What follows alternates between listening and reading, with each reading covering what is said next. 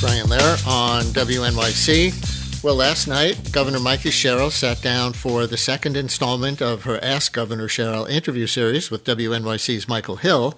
By far the biggest topic on the mind of New Jersey callers was the violent clashes between state police and protesters outside the Delaney Hall Immigration Detention Center over the weekend.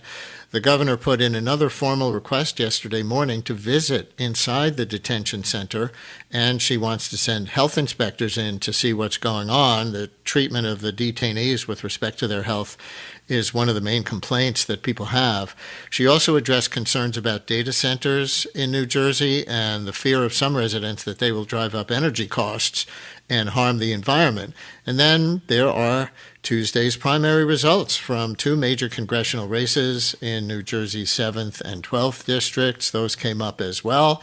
So joining us now with excerpts from and to take any of your reactions to last night's Ask Governor Sherrill and about primary day are Michael Saul-Warren, New Jersey reporter for WNYC and Gothamist, and Mike Hayes, WNYC and Gothamist New Jersey politics reporter and author of the book The Secret Files, Bill de Blasio, the NYPD, and the Broken Promises of Police Reform.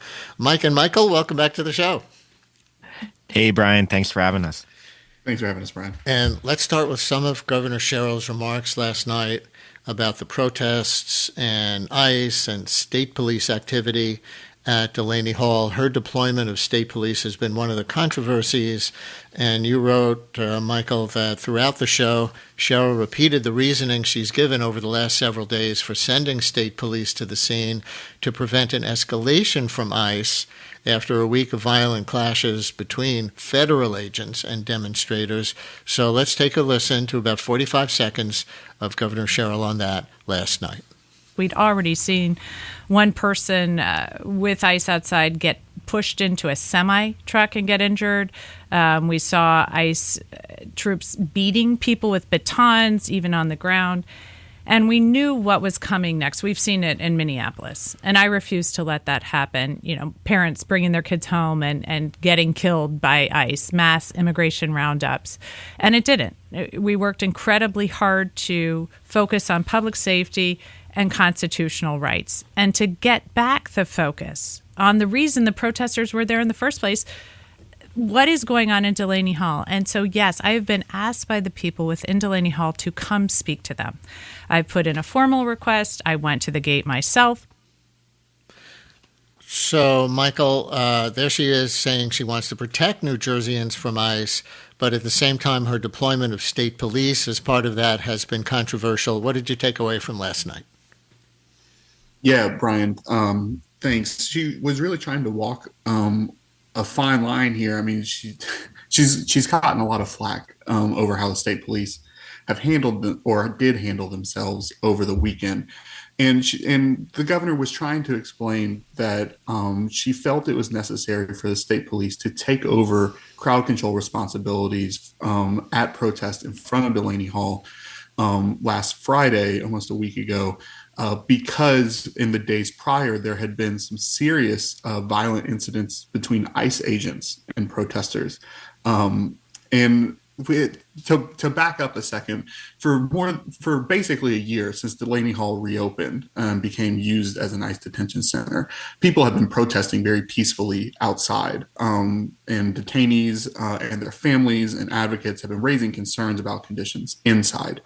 That kind of ramped up throughout May, especially when detainees released a public letter detailing how conditions had deteriorated inside, and launched a hunger and labor strike.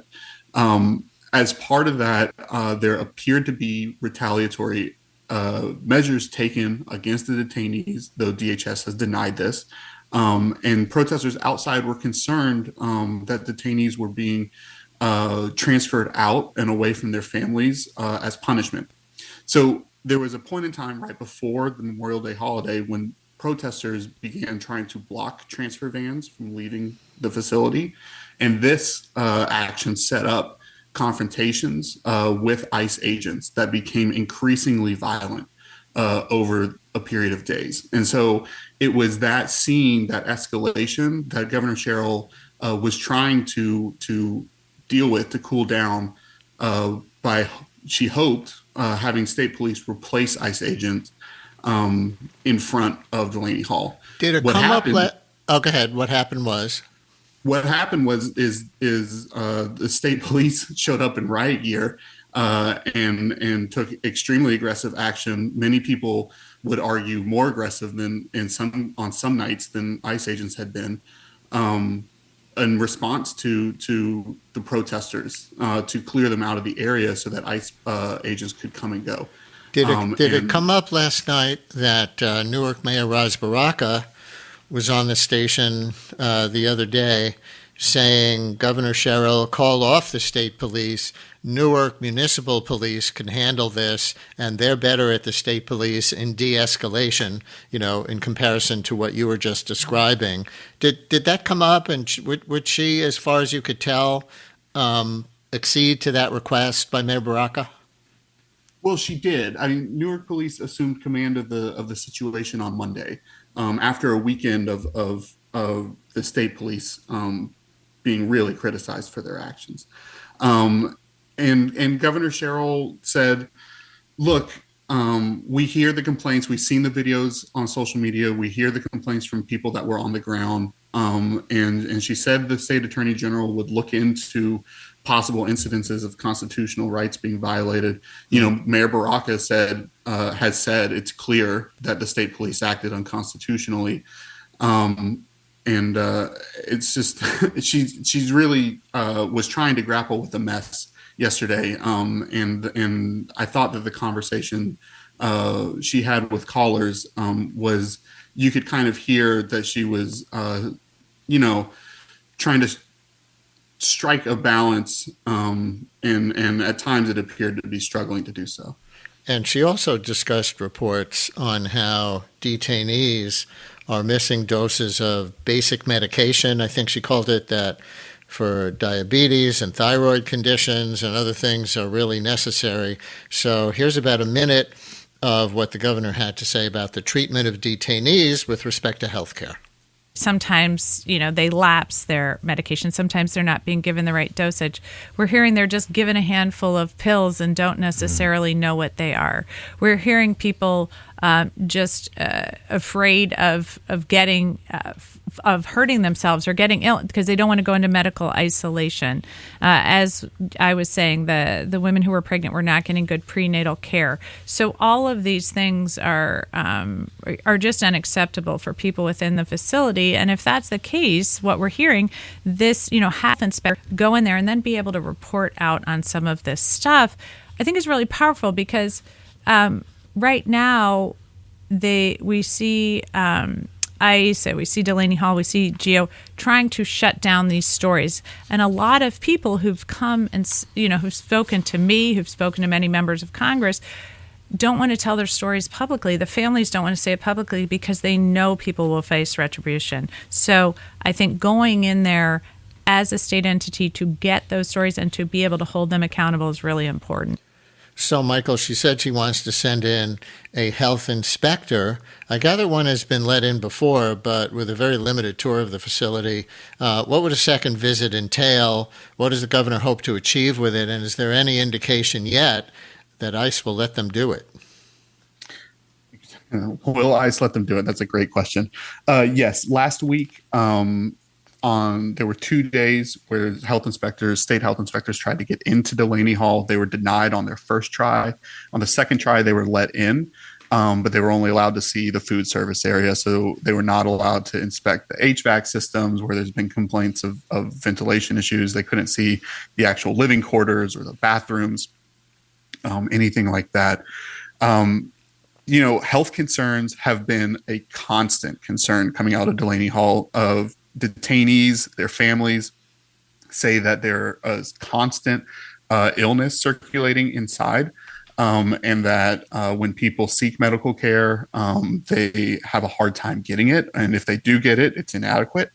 So the governor is trying to push these health inspections here because it's one of the few tangible things she says she can do to impact conditions inside. And, there's still no indication that the state inspectors are going to be willingly allowed in. So that's why a few days ago, the state filed a lawsuit to try to get a court order to allow those inspectors full access.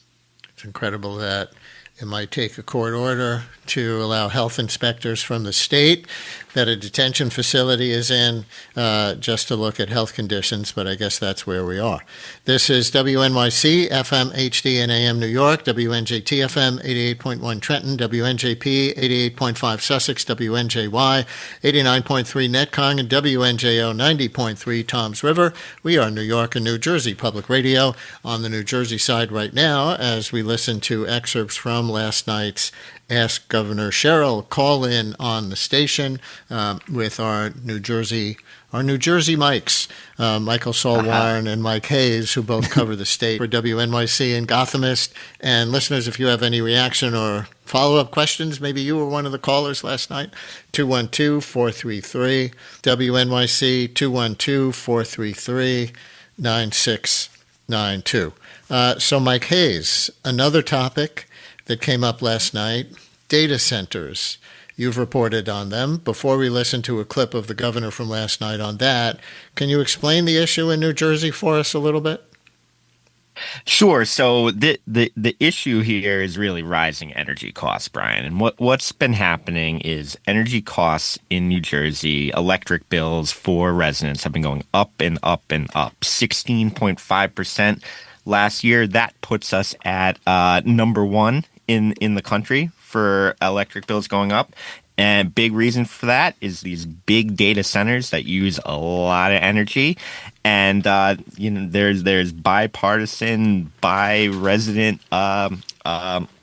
pushback on these large data centers. That we should also note that, New Jersey is the most densely populated state in the country. These big data centers take up a large amount of real estate. So to put one in your community is to use a lot of open land to do so. So controversial topic here. It probably doesn't do it justice.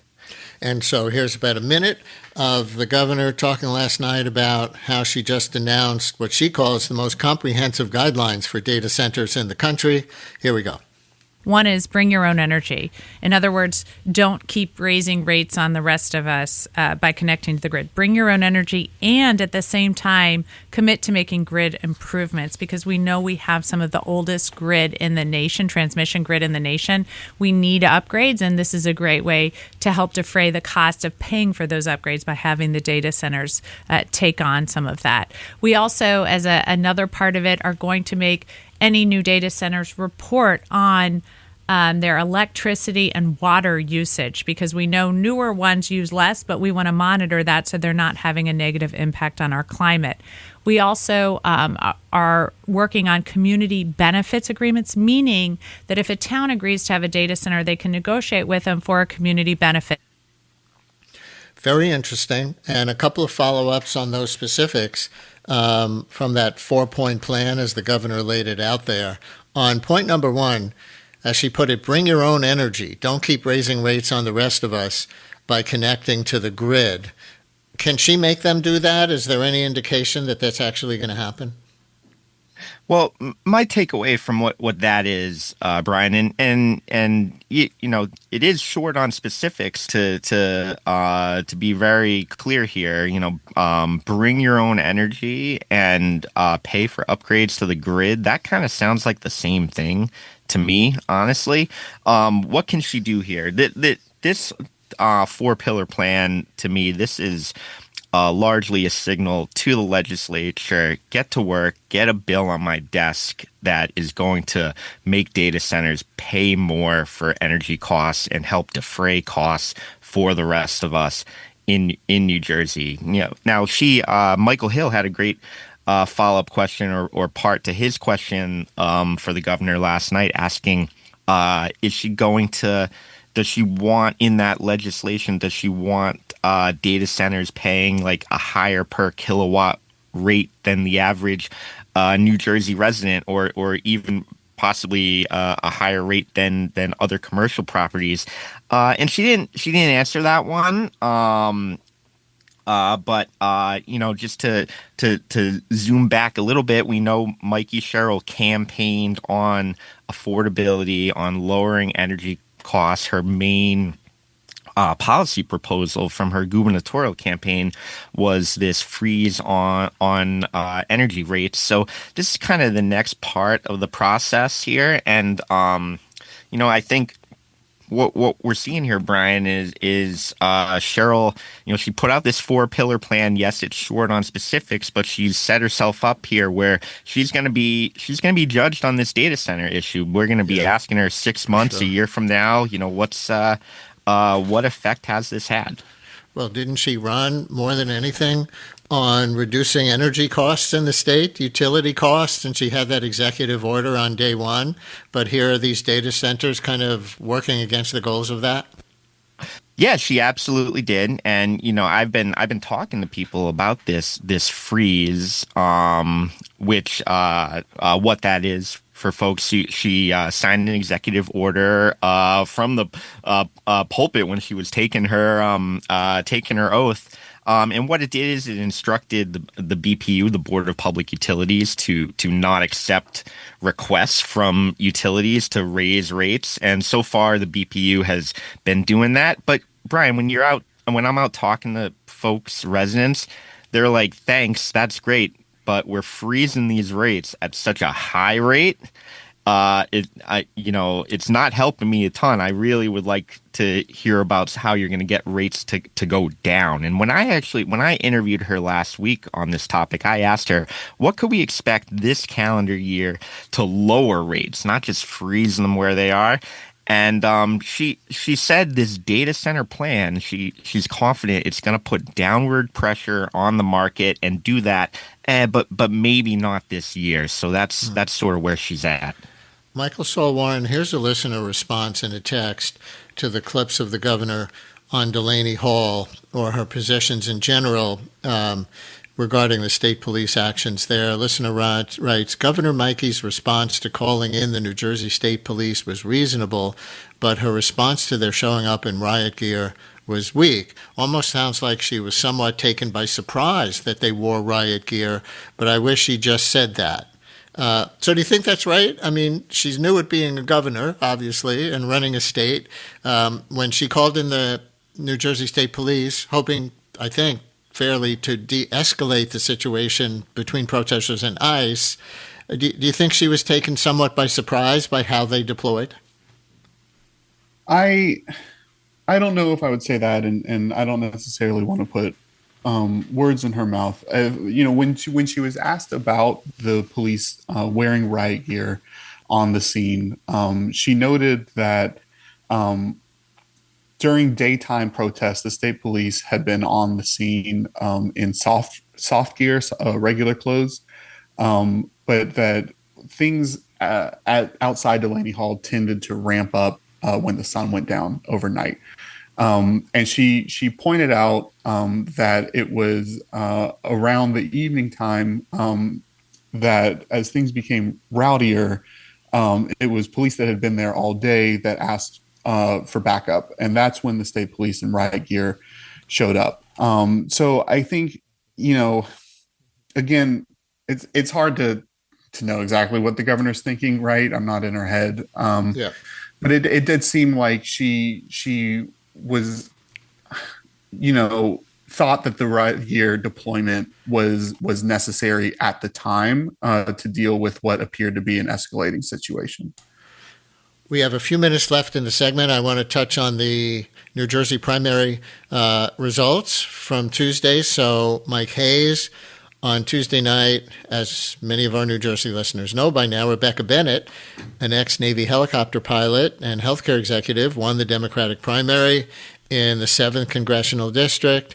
And Dr. Adam Hengemuhle, a physician who's never held office before, won a crowded 13-candidate Democratic primary in the 12th district. That's to succeed Bonnie Watson Coleman, who's retiring. So talk about NJ7 for a second, because that's shaping up as, I think it's fair to say, one of the most closely watched House contests in the country, with Bennett now set to face the Republican incumbent Tom Kean Jr. So what do you see the outlines of this race as being now that we head to the general election? Yeah, one of the most closely watched, Brian, and probably one of the most expensive races in the country. Tom Kean Jr., he's known as a great fundraiser. He's got about $3 million on hand. Bennett, she was an ultra impressive fundraiser during the primary, raised about that much, a little over $3 million. That's obviously been depleted substantially at this point, but I wouldn't worry too much about that. If you're a Democrat, the National Democratic Party is going to replenish those coffers quickly if they haven't already. So this is going to be one of the marquee races in the country. And Bennett, we should talk about her primary win, a resounding win, in my opinion. She got about 45% of the vote in a four-way race. And I was out talking to folks in NJ7 on election day. I was actually in Westfield, New Jersey. That's Tom Kean's hometown. A ton of Bennett support and the same refrain over and over again. She's the most electable. She was the most centrist, moderate candidate on the Democratic side. And folks in this district, Democratic voters, are cognizant that's what it's going to take to beat Tom Kean in what is truly one of our swing districts in this country. More centrist primary candidate, former Navy helicopter pilot. Where have I heard that before? Yeah, sounds familiar, huh? So Mikie Sherrill and she should have lunch and talk about running against the Republican in the general. Do you know anything? Does anybody know anything about Congressman Kean's actual medical situation? He's been out of sight for a while. I think voters may be skeptical of not knowing about the reasons, even though I think a lot of people would say, okay, people get sick, but it's not a reason to throw you out of office per se, but let's know what's going on here. So what do we know about what's going on, and how close is he holding it? Yeah, close to the vest. Is there a way to say it's the best kept secret in Washington history, perhaps? I don't know anything about what's going on with him. They did come out, his campaign came out and said on election day he'll be back at work in a matter of weeks. He's more energized, quote, energized than ever, or energized enough at least to keep going with this campaign. But Brian, I like I just said, I was in his hometown. It was really interesting. There were a lot of folks coming out on the Republican side voting for Kean, but even those Republicans I talked to, they're concerned. They want to know more. For them, it's a question. It's a big question, and this is Democrats and Republicans. They want to know why he's missed so many votes. He's missed over 100 votes. Even if he wants to continue to be private about his health issues, they want to know what's going on with him as a representative, and it should be interesting to see how strong of a campaign he runs. I'll give you a quick data point. 12% of Republican primary voters in the district withheld their vote from Tom Kean. What that means, they showed up, they voted maybe in their local municipal race or county commissioner, and when it got to the point to check off Tom Kean, who was running unopposed for Congress, they left it blank. I, in fact, met a voter who wrote it in Westfield, who wrote in Rebecca Bennett's name. So, yeah, a lot of questions about this campaign on the Kean side. All right. Important swing district to control of Congress. Obviously, you two and we on the show and a lot of people will be watching as the general election campaign gets into full swing. And that'll do it on the morning after our latest Ask Governor Sherrill call-in, 2 mornings after The New Jersey primary results came in. We thank Michael Saul Warren, New Jersey reporter for WNYC and Gothamist, and Mike Hayes, WNYC and Gothamist New Jersey politics reporter. Our Jersey Mikes, no subs involved. Thank you both for coming on. Good job. Thank Thank Brian. you for having us, Brian.